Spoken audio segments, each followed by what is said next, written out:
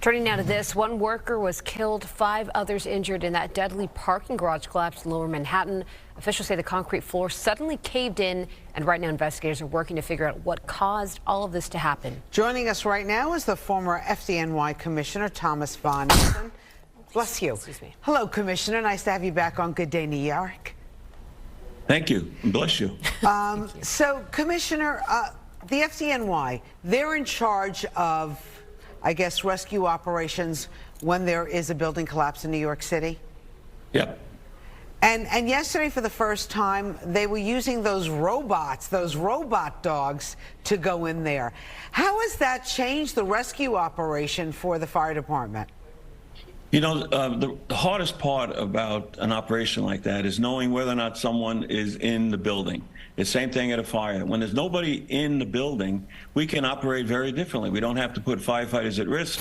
We're going to lose a building. We're going to have a building burn. We're going to have a building collapse. It's okay. It's not really a big deal. It's no sense putting firefighters in harm's way. But when you have a building like this, we don't know. It's 5 o'clock, 4:30 in the afternoon, when people are leaving work, picking up their cars. There could be a dozen people in there. So this technology is, by the way, provided by the FDNY Foundation, which does a lot for firefighter safety and teaching people how to stay safe in fires. Provides this technology, and it's terrific that you can get a tool in there that'll tell you whether there's a gas leak, it'll tell you whether there's ruptured lines, whether there's gasoline coming out of a car, whether there is structural damage. It has camera capability, it has technology, infrared capability, tell if there's heat, a warm body somewhere. So the ability to get a tool in there rather than put someone in danger is just phenomenal, I think. So, Commissioner, I mean, I think the bigger question is, how many other buildings are like this in New York City on the verge of collapsing? Well, you hope that they're not on the verge of collapsing, but you have hundreds, probably thousands of buildings in New York City that are 100 years old. And if they don't, this building, from what I've heard so far, had some issues. It looks like they weren't really taken care of. So those are the buildings that you really have to worry about. The buildings department runs into this kind of problem on a regular basis. The fire department also, for not inspecting properly or not following up on an inspection because of the volume that they have. Maybe they don't have enough employees. Maybe they just can't get it done for lots of reasons. But there's lots of buildings out there in New York City that are in this type of danger.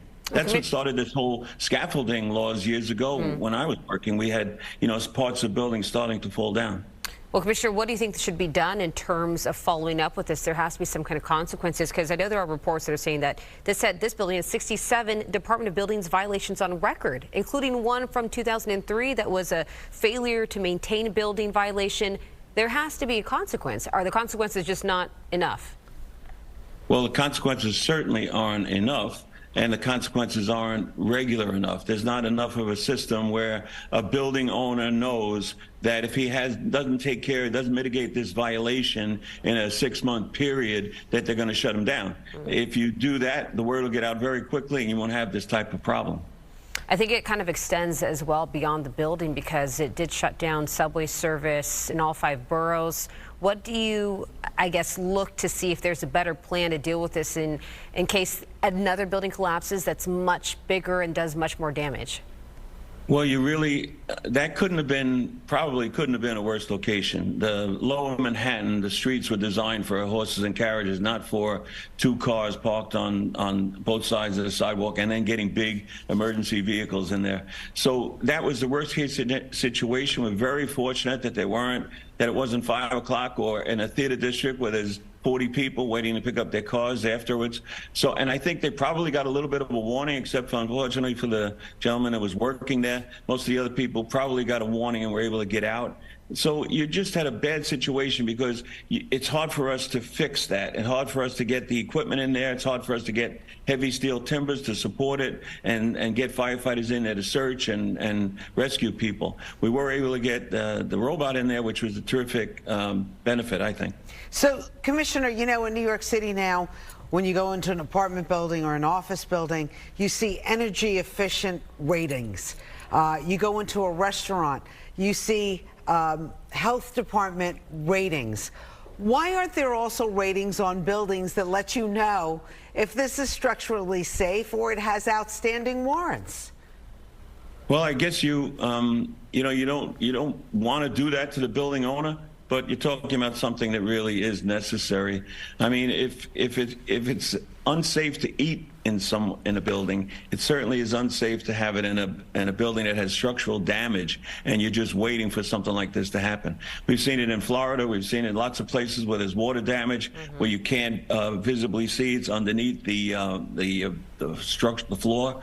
But in this building, there was a visible crack on the side of the building. I don't know how long that's been there, but that should have been seen by somebody. So is there a place that all of us can go to online to see buildings that have outstanding warrants and have not done the work that they're supposed to do?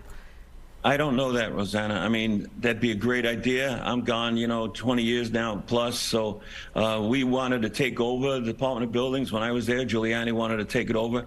It got started, and then September 11th happened, and it never continued. I don't know if we would have done a much better job than they've done. But there's lots of things that can be done to improve city services. You need some creativity, you need some resources. And remember, you just had the worst mayor in our history for 8 years. So I doubt very much was done to improve those types of services. So you have to give the current administration an opportunity now to fix a lot of things that could have been done for quite a while. Wow. De Blasio, you called the worst mayor in history, huh? You snuck that one in, Thomas von Essen. In recorded history. Former FDNY Commissioner Thomas von Essen here on Good Day New York. Thank you so much for weighing in this morning. We appreciate your service to our city. Thank you, guys. Good to see you. Good to see you.